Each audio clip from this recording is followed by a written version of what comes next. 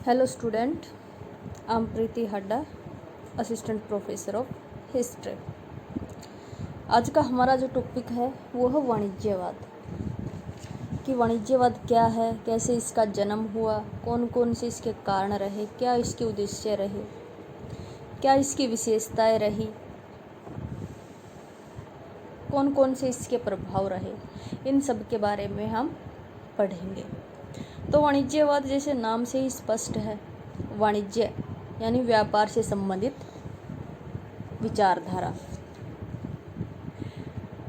व्यापारिक जो क्षेत्र था उसमें होने वाले क्रांतिकारी परिवर्तनों को वाणिज्यवाद या व्यापारवाद का नाम दिया गया।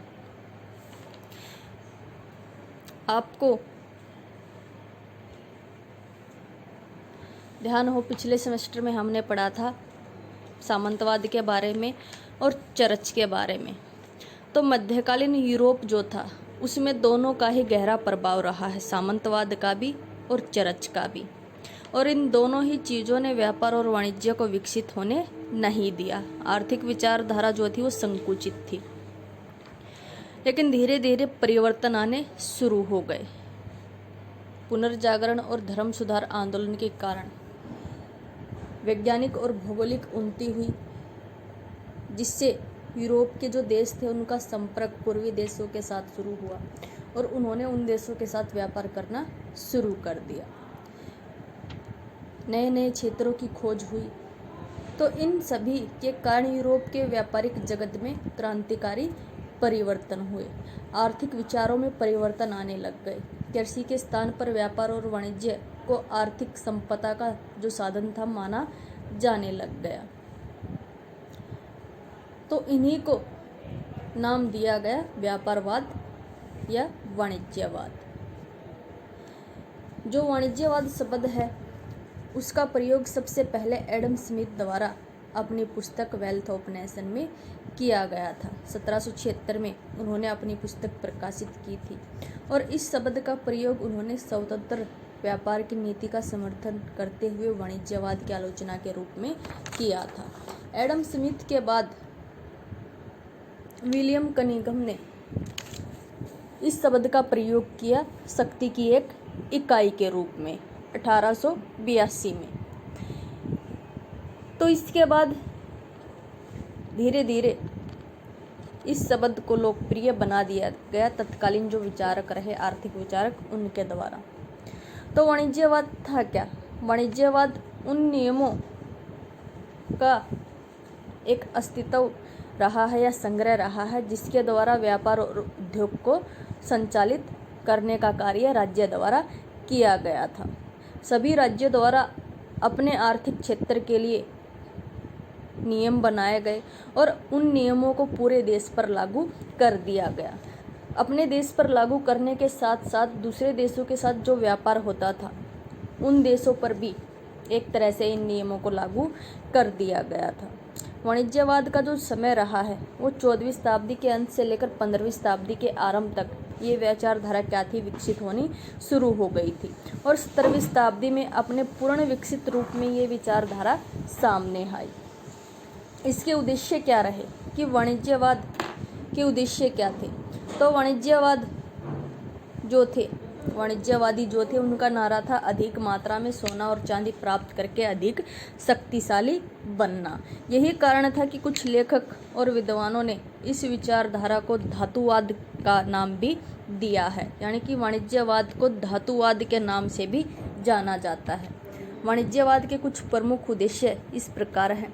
सबसे पहला तो अपने देश को शक्तिशाली बनाने के लिए अधिक से अधिक मात्रा में कीमती धातुएं, सोना और चांदी को इकट्ठा करना, व्यापार और उद्योगों को विकसित करना और उन्हें सुरक्षा प्रदान करना।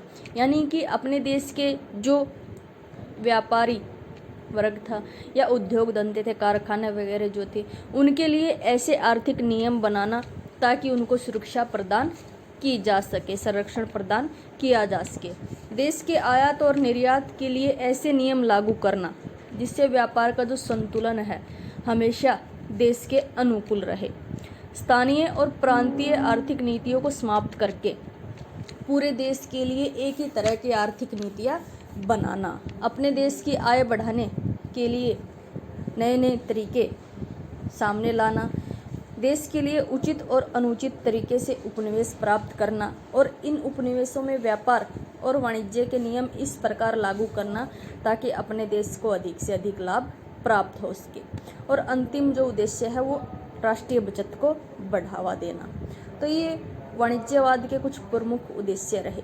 अगर सभी उद्देश्यों को देखा जाए तो निचोड़ जो इसका निकलता है वो यही निकलता है कि अपने देश के लिए अधिक से अधिक आर्थिक लाभ प्राप्त करना, चाहे वो आर्थिक लाभ सोने और चांदी के रूप में लिया जाए या किसी अन्य तरह से उसको प्राप्त किया जाए।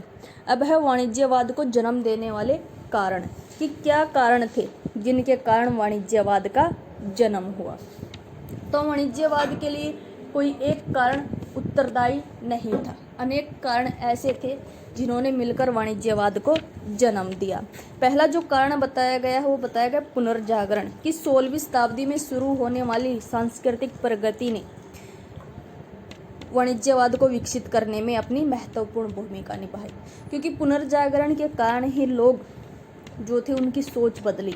पहले लोग अंधविश्वास में ज़्यादा यकीन करते थे, कही बातों को ज़्यादा मान लेते थे, लेकिन पुनर्जागरण के कारण उनकी चिंतन शक्ति का विकास हुआ और तर्क के आधार पर उन्होंने सोचना शुरू कर दिया। किसी भी बात को केवल इसलिए कि ऐसा कहा गया है उन्होंने मानना मना कर दिया और उस बात को मानने के लिए तर्क मांगने शुरू कर दिए कि आप सिद्ध कीजिए कि ये बात ऐसे रही है। तो तर्कशील सोच के आधार पर मनुष्य के जीवन में परिवर्तन आने लग गए। मनुष्य ने भौतिक जो जीवन था उस पर ध्यान देना शुरू कर दिया और भौतिक सुखों की प्राप्ति के लिए प्रयास करना शुरू कर दिया। भौतिक सुख प्राप्त करने के लिए धन की आवश्यकता होगी, इसलिए लोगों की रुचि धन दौलत में बढ़ी, जिसके कारण वाणिज्यवाद का विकास हुआ। दूसरा बताया गया है धर्म सुधार आंदोलन कि धार्मिक क्षेत्रों में होने वाले परिवर्तनों ने भी वाणिज्यवाद को विकसित करने में अपनी महत्वपूर्ण भूमिका निभाई। कैसे निभाई? कैथोलिक जो चर्च था उसका मानना था कि धन इकट्ठा करना पाप है या सूद पर पैसे देना पाप है। मनुष्य को अपने परलोक को सुधारना चाहिए, यानी मरने के बाद जो लोक होता है उसको सुधारना चाहिए, इहलोक की तरफ ध्यान नहीं देना चाहिए। लेकिन धर्म सुधार आंदोलन के जो प्रचारक थे उन्होंने जनता में इस मत का प्रचलन किया कि अपने परलोक को सुधारने की बजाय इस लोक को ही सुधारा जाए, यानी कि इस जीवन को अच्छी तरह से जिया जाए। और यही कारण था कि लोगों ने परलोक पर ध्यान देने की बजाय अपने भौतिक जीवन पर ध्यान देना शुरू कर दिया, जिसके कारण व्यापारवाद या वाणिज्यवाद का विकास हुआ। उसके बाद आता है राष्ट्रीय राज्यों का उदय कि धर्म सुधार आंदोलन से पहले यूरोप में जो राज्य थे उन पर चर्च का प्रभाव था। पोप जिस व्यक्ति को कह देता कि यह व्यक्ति राजा बनेगा उसी का राज्याभिषेक कर दिया जाता। किसी भी राजा को पोप अपनी मर्जी से उसके पद से हटा सकता था।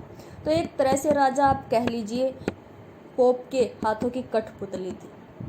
लेकिन बाद में राष्ट्रीय राज्यों की स्थापना पर बल दिया गया। 13वीं शताब्दी से लेकर 16वीं शताब्दी तक यूरोप में राष्ट्रीय और निरंकुश राजतंत्रों का उदय हुआ और यह विचारधारा विकसित हुई कि राष्ट्रीय राज्य ही पूरे देश के लिए सही फायदेमंद रह सकता है या सही रह सकता है। फ्रांस में लुई 11वें द्वारा, इंग्लैंड में हेनरी 7 द्वारा शक्तिशाली राष्ट्रीय राज्यों की स्थापना की गई। ऐसे ही राज्य पुर्तगाल, स्पेन और हॉलैंड में स्थापित किए गए। तो शक्तिशाली राज्यों की स्थापना ने व्यापार को विकसित करने में महत्वपूर्ण भूमिका निभाई, क्योंकि शक्तिशाली शासन में शासक निरंकुश होता था, जिस पर किसी तरह का कोई अंकुश नहीं होता था। तो वो खुद के नियम बना सकता था व्यापार को विकसित करने के लिए, और उसके द्वारा व्यापार विकसित किया भी गया। कैसे किया गया? व्यापारियों द्वारा शासक को आर्थिक सहायता दी गई एक स्थायी सेना रखने के लिए, और इसके बदले में शासक ने व्यापारियों के लिए ऐसे आर्थिक नियम बनाए जिसके द्वारा वो अधिक से अधिक लाभ कमा सके। तो ये भी एक प्रमुख कारण रहा है वाणिज्यवाद के उदय का। उसके बाद भौगोलिक खोजें बताई गई है कि यूरोपीय जो देश थे उन्होंने भौगोलिक खोजें करना आरंभ कर दिया। पुनर्जागरण के कारण लोगों की सोच परिवर्तित हुई। विज्ञान के नए नए आविष्कार हुए, जैसे कुतुबनुमा जहाज है, कंपास का आविष्कार है। ये सब चीज़ें हुई, नए नए देश खोजे गए और इन देशों के कारण ही व्यापार या वाणिज्यवाद का विकास हुआ। कैसे हुआ? जो ये नए नए देश खोजे गए वहाँ पर उपनिवेशों की स्थापना की गई और उपनिवेशों की स्थापना करके वहाँ के प्राकृतिक संसाधनों का प्रयोग किया गया अपने देश को लाभ पहुँचाने के लिए।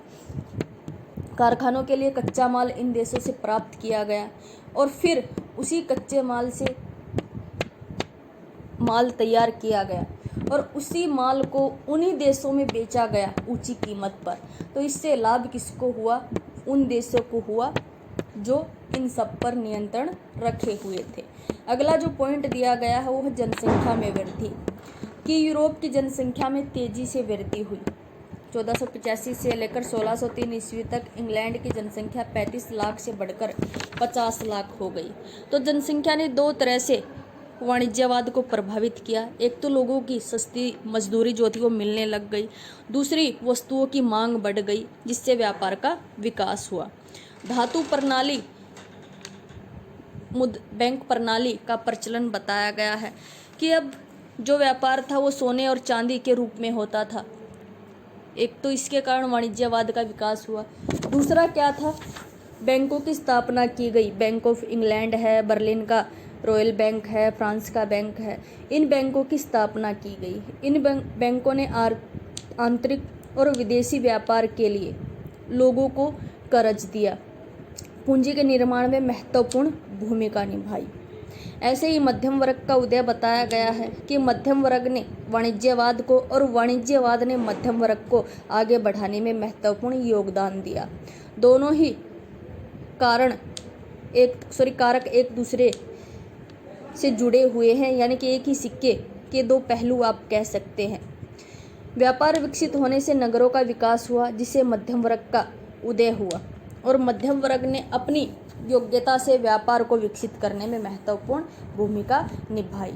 इसके साथ साथ विचारकों और लेखकों का योगदान भी दिया गया है। इंग्लैंड में थॉमस मून ने, इटली में एंटोनिया सेरा ने, फ्रांस में काल्बर्ट ने, इंग्लैंड में सर विलियम पेटी ने अपने विचारों द्वारा वाणिज्यवाद को विकसित करने में महत्वपूर्ण भूमिका निभाई। धन्यवाद आपका। बाकी अगले लेक्चर में करते हैं।